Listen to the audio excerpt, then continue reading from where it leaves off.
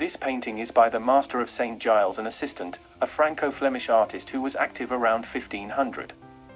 He painted several episodes from the life of Saint Giles, a 4th-century bishop and martyr who was known for his miracles and his defense of the poor. The painting shows one of these episodes, where the bishop saint is preaching to a crowd of people in a town square. He is holding a staff and wearing a mitre, which are symbols of his authority and dignity. He is also surrounded by various figures who represent different aspects of his life and ministry, such as monks, nuns, scholars, merchants, soldiers, children, and animals.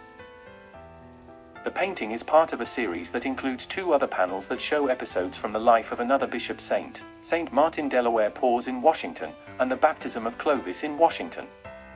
These panels are related to each other by their themes and locations. They probably formed part of an altarpiece that depicted the life and deeds of Saint Giles. The painting is notable for its views of sites in and near Paris, such as Notre Dame de Paris, Saint Jean-le-Rond, and the Saint Chapel. These views show the influence of Netherlandish art on the master of Saint Giles, as well as his familiarity with Parisian culture. The painting is an example of how art can convey religious messages through visual elements such as perspective, composition, color, light, and symbolism. The painter used perspective to create a sense of depth and realism in his scene. He placed himself at the center of the composition, looking at the viewer directly.